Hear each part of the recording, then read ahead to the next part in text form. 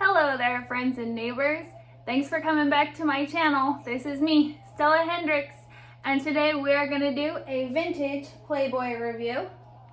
This is September 1967.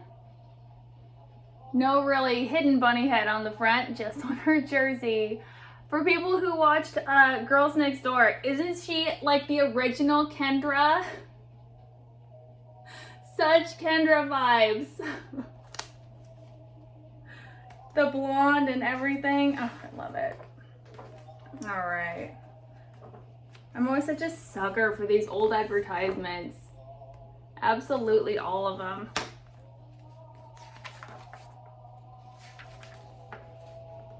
I love these editors. Something so charming about that. I don't know why. Also, this advertisement. Scandalous!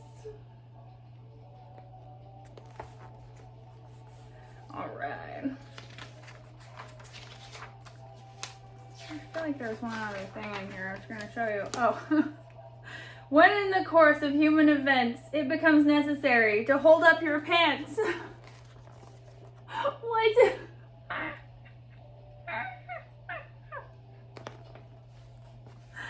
Holding up your pants is for colonizers. Oh, look at this. I love her. She looks like she's out of the swinging 60s in London. Also, I think I just love this guy and how his hair is parted on the side.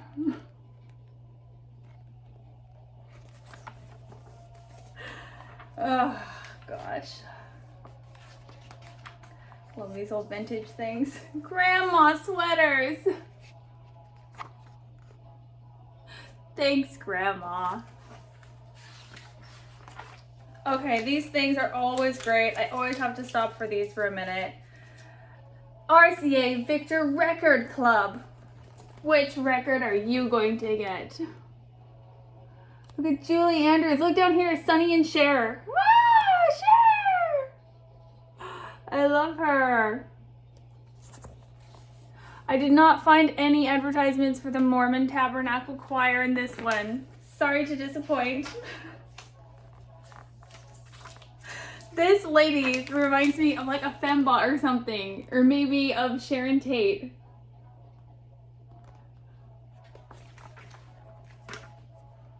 She is very like Sharon Tate-ish, isn't she? I think so. Oh, miss. See what a sucker I am for the advertisements? I'm so bad with these old Playboys. I need to be better at focusing on the articles. I just get so distracted by all the cool stuff. Okay, this I think is an advertisement for a play, a London Fog production, or maybe it's a movie.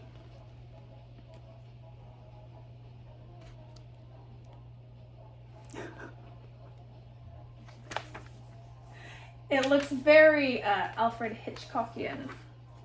Cockian! How appropriate. For Playboy. Okay, and look at these. Okay, with the fembots. It's like everyone in this magazine is straight out of a James Bond film. I absolutely love it. I love her boots. These boots are killing me. Don't worry, we're going to get to an article in a second. We're just a little hung up on the advertisements.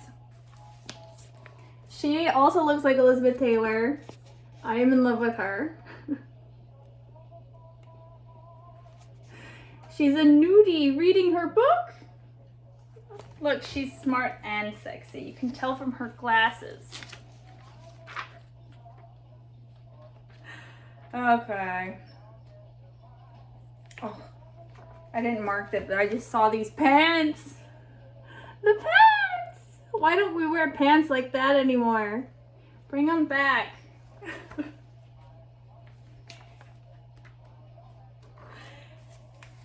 These guys look like the 1950s, not the 1960s to me. They're very hair parted.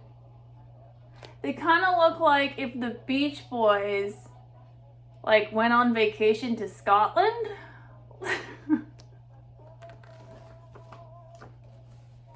The Beach Boys in Scotland. That's what that one is. Okay, I love this. I'm not sure what this is, but this is Janet Pilgrim, who was kind of the original Playmate. I know Marilyn Monroe was the first of the Playmates, but Janet Pilgrim was the first time, I believe, that Playboy did the photography themselves. They also discovered her. She was a secretary in the Playboy office who Hugh Hefner was having an affair with. And I do think it was very bad of him to parade his mistress in his magazine in front of his poor wife like that. I do not approve. But relax, let Playboy help you shop for products advertised in this issue. So you can write to this number and be like, hey, where can I buy this thing that you advertised? And I guess they'd write you back a letter? I guess this is before the internet, guys. This is what you did. Janet Pilgrim, the original Google. Who knew?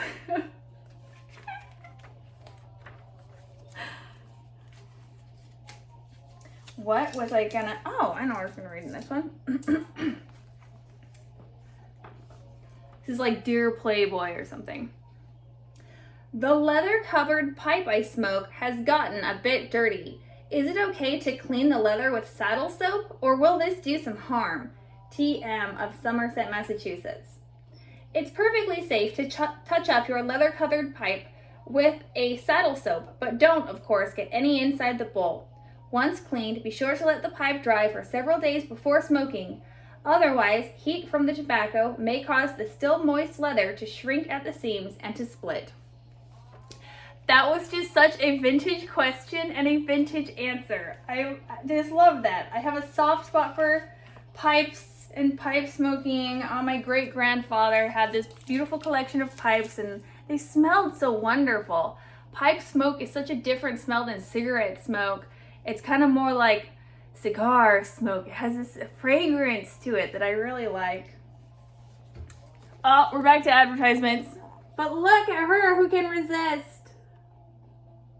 That's almost like kind of a flappery dress with how it de-accentuates the waist as that kind of drop down waist. Just thought that was cool. TWA, Trans World Airlines. That would mean something different nowadays, but actually that would be legit. Oh, look at them. And like, I don't know where they are, but that is such a romantic picture back there.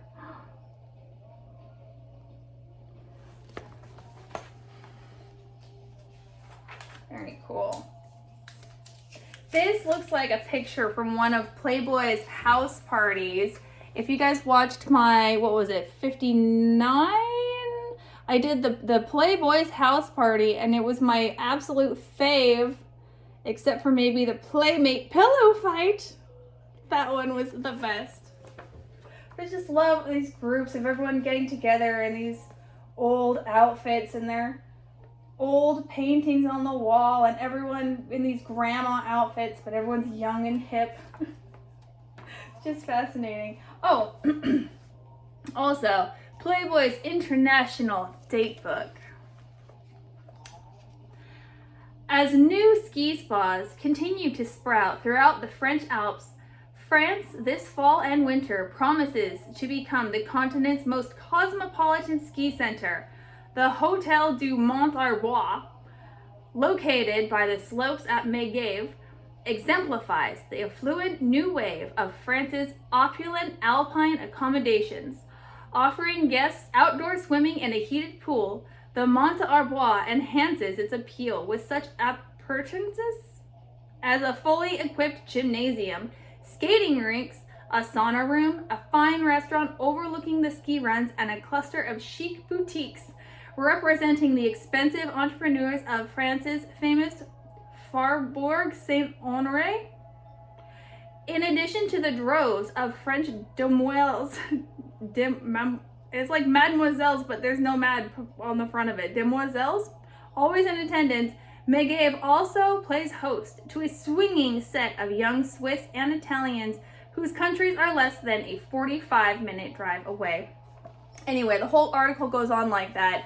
But I really love this one. I love travel articles. That's one really cool thing about Playboy in general is its escapism. It's really like diving into a lovely, wonderful fantasy world. And I really love that these travel articles do that fantastically. I like them better when they have pictures to accompany, because I am very visual. But I really liked just how they wrote this out, and it kind of made me feel like I was on a little vacation to some fancy French skiing party. I don't know. But it was a lovely dream, so thank you, Playboy. All right. The Playboy Forum. An interchange of ideas between the reader and editor on subjects raised by the Playboy philosophy. As a anti-sexuality and the female. As a wife, mother, and graduate student in sociology, I was interested in the June Playboy panel discussion of the sexual revolution. The participants were all male and clergymen to boot, though relatively pleasant and reasonable. Such one-sided representation of the sexes is all too typical of our society, and especially of contemporary society bulwark, the church. Western civilization is basically anti-sexual. This is because women have been denied their proper role in the formulation and systemized ethics and laws. At the formation of the great religion, women were not present. At the initiation and passage of anti-sexual legislation, women were not represented. Women traditionally has been vilified by religion as a temptress, and the force that attracts man to her has been degraded. Exactly. Our power is our sexuality. It was one of our primary powers is, and that is why I am convinced it is degraded. It is to disempower us. Many women, especially if they are religious, have been brainwashed into believing that these anti-sex attitudes and laws are to their advantage, for their protection. Nothing could be further from the truth. Absolutely, I agree with that. Anti-sex ideologies are at heart anti-female. Yes. They are part and parcel of the whole sick male complex that creates wars, environmental pollution, exhaustion of natural resources, everything that works against the welfare of the female and her young. That's toxic masculinity, we would call that today. We have a word for that. No one appreciates men more than I do, but only healthy men who can relate lovingly to women and children, not the sick nicks whose psychosexual disturbances threaten to make life on this planet impossible. Exactly. Positive masculinity versus toxic masculinity. Sis, you got it. You're saying things years ahead of yourself. For their own and for their children's sake, women should back Playboy's efforts to humanize the sexual attitudes of our society. Janet Atherton of Mexico City, Mexico. Yes, I agree with all of that. Yes, you said it, Janet. Every single word of that I loved.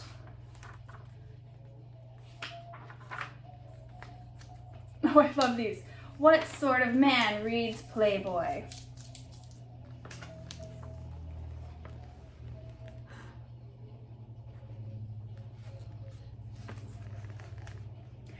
A conscientious college man who knows that the course he takes today will bear strongly on his success tomorrow. And when he swings into the school year, count on the best grades and prettiest girls to go along. The cool kids. Cool kids read Playboy, you guys. Okay, I had heard of this before, actually, on a documentary called, oh shit, what was it called? It was something about horror movies, like The American Nightmare, Red, White, and Blue, The American Nightmare, something like that. Dang, I forget. Anyway, it was talking about all of the best horror movies from history. Yeah, movie history is not that long. And it mentioned this one.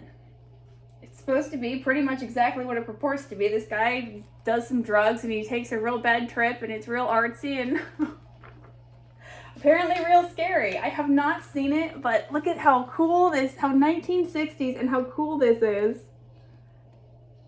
We are definitely going to have to watch this trippy ass movie. Doesn't that remind you of Midsommar? Do you guys watch Midsommar? Ooh. Cool. I just love this artwork. Very, very of its era.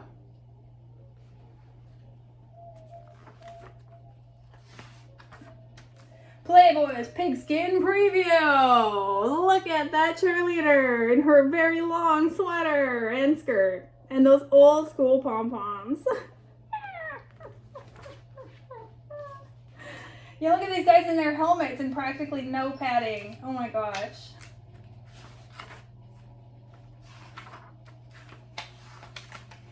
Oh god. Whoop. Whoop. Oh yeah, painted ladies.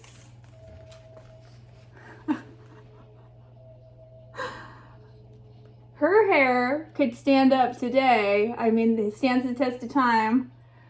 Gee, it looks like Dolly Parton. Woo!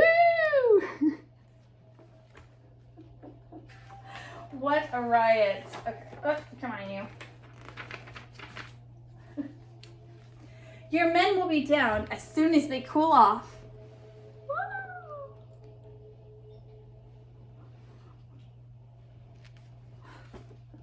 Oh, pardon. Yeah, time for the Playmate of the Month.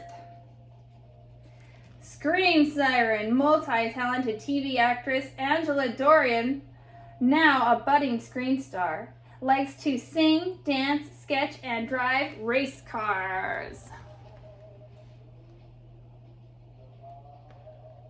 She is really beautiful.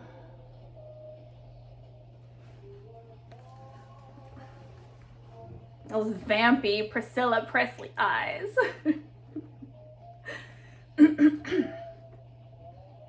When Newton Minow, former FCC chairman, made the trenchant observation that TV was a wasteland, it's a cinch he wasn't thinking of Angela Dorian, our September playmate.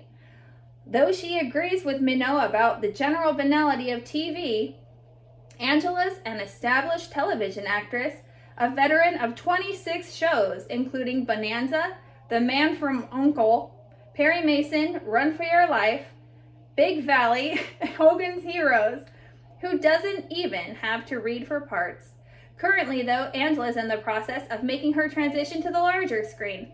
This past summer, she made her cinema debut as a co-star in Chuka, a rough and tumble western featuring Rod Taylor and Ernest Borgnine.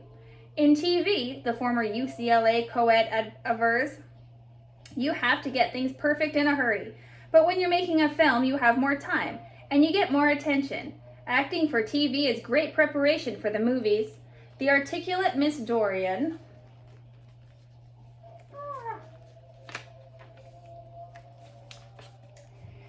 is a well-rounded artist, a jazz and ballet dancer, a songwriter, singer, and guitar player in the folk rock bag, and an occasional graphic artist, specializing in ink sketches. She looks like Jackie O.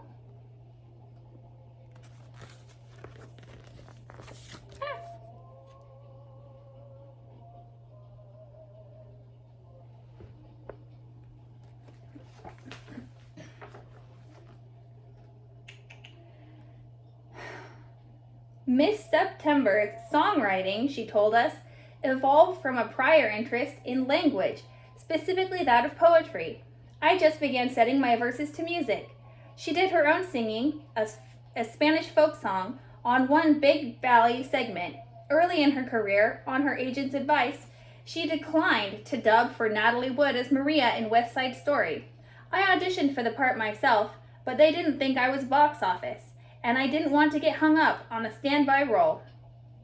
The non-singing part of Lolita in the same name motion picture was also considered and bypassed by Angela, who didn't feel ready to capitalize on herself as a nymphette. When Angela finds time to fill up a sketch pad, she calls on old Saul for inspiration. I'm crazy about the sun. It's so impossibly ancient, warm and beautiful. I keep the wall over my fireplace covered with images and replicas of the sun. There's one that I carved out of wood and another that I made of paper mache. It's a big joke among my friends. Sun worship isn't the only mystical preoccupation of this 22-year-old thespian who's steeped in star lore and believes in reincarnation. In one of my former lives, I must have been a cat, because when I purse my lips, I can pass for one. I also purr like a cat. Oh, do you?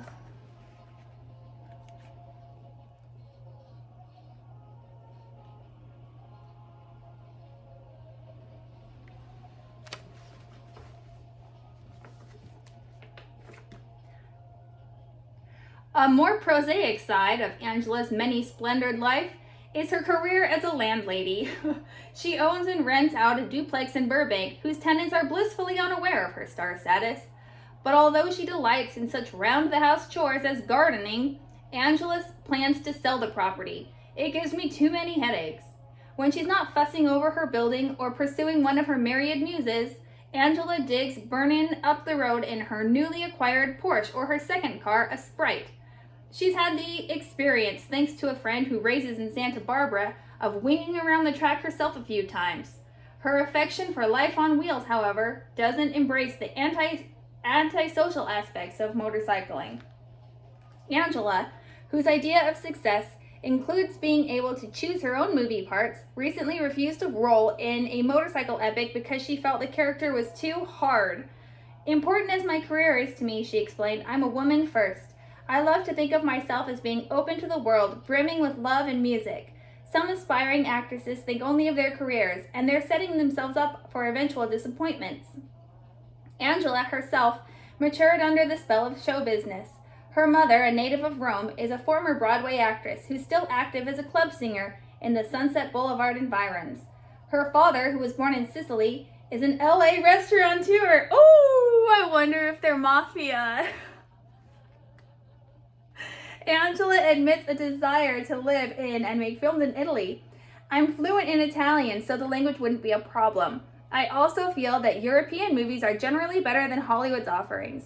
We wish Angela the best in such enterprises, as well as in her search for the ideal male. I don't really believe there is such a person, but I'm looking for him anyway, she declares, an affirmation that we're sure will give heart to our readers.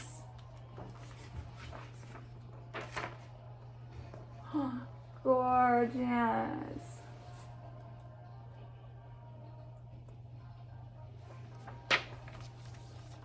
Beautiful. She is gorgeous. All right. Oh, this girl has such a modern look. I think she must be like the celebrity feature or whatever of this one. Mara Loves. Mara Loves? It looks like she's standing in front of the Salt Lake Temple, but she's not. I think that's some bell tower in Europe or something. Blonde, green-eyed, Mara Sykes is, from all outward appearances, a typical California co-ed. But typical she is not. Mara's unique combination of physical and philosophical attributes was brought to the attention of Playboy's West Coast photographer by a sexual freedom leaguer who had met Miss Sykes at a Berkeley chapter party and was duly impressed. We interviewed Mara between her art and sociology courses at Berkeley and her cosmetic counter duties at the local drugstore, and discovered she was one of the most refreshingly open girls we had ever considered featuring, as her quotes here and elsewhere will attest. Says Mara candidly, people should not be ashamed of their own bodies and fearful of their own natural desires, but should accept them and try to understand them. Most of my pleasures are sense-oriented.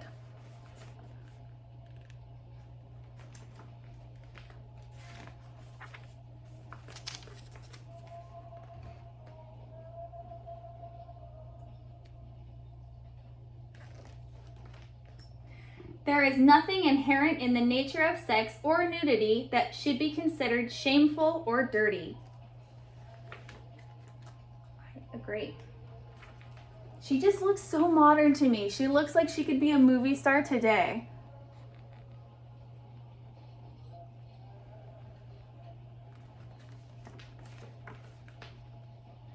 I don't think that sex is an all-important issue. The greatest problem is that of creating a greater love among all people. I agree with you again.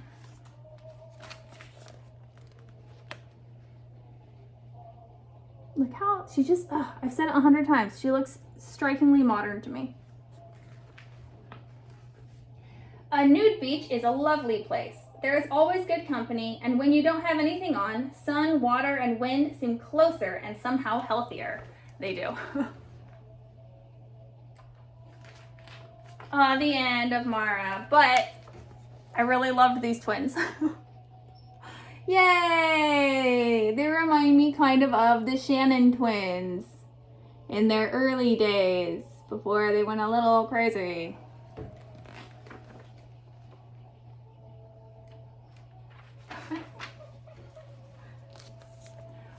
What brings you around this neck of the woods?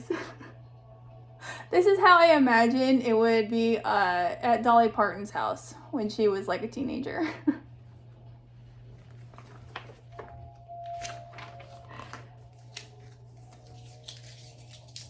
Turtlenecks take over. Okay, turtlenecks. This is killing me. It reminds me of the Lonely Island turtleneck song. First-rank restaurants and night spots, including the Playboy clubs, have now opened their doors to two gentlemen who have tastefully coupled a suit or sports coat with a turtleneck. I imagine this has something to do with James Bond. I think I saw him wearing a turtleneck like this.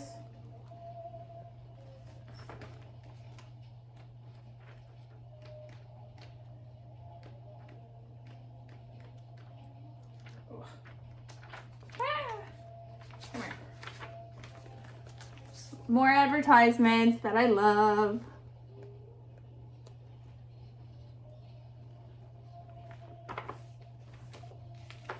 I don't know who he is, but he just ordered J&B. That's how you know. Oh my God. Uncle Charlie?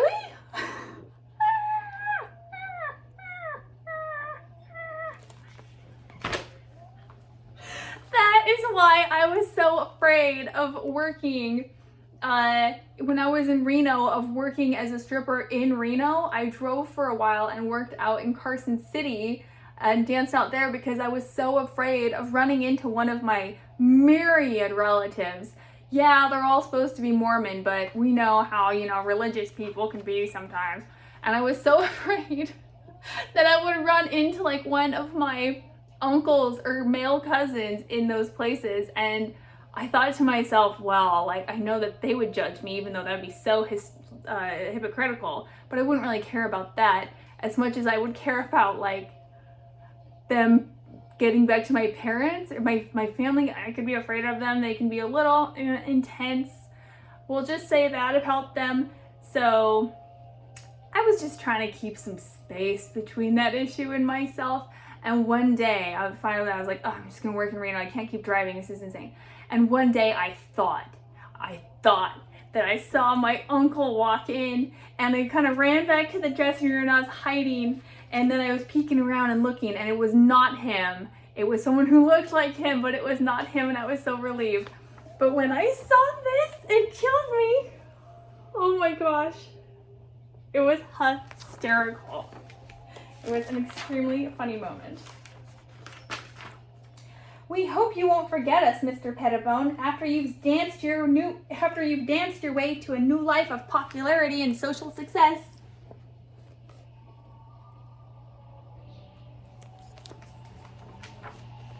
Oh no, the workers are out there.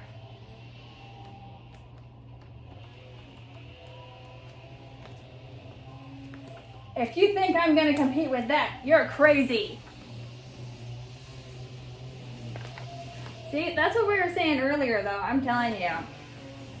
Things like boring old church, sacrament meeting, we called it, what do they call it? Like Catholic Mass is actually more interesting because you get to get up and down a couple times.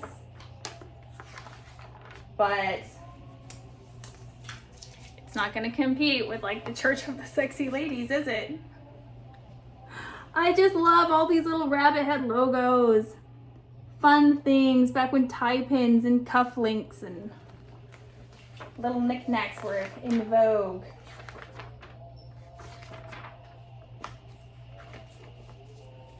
Oh no, okay, good. This is the last thing. The workers are out there trying to mow the hedges. Use your Playboy Club key in 17 cities. I'm just crazy about the Playboy clubs.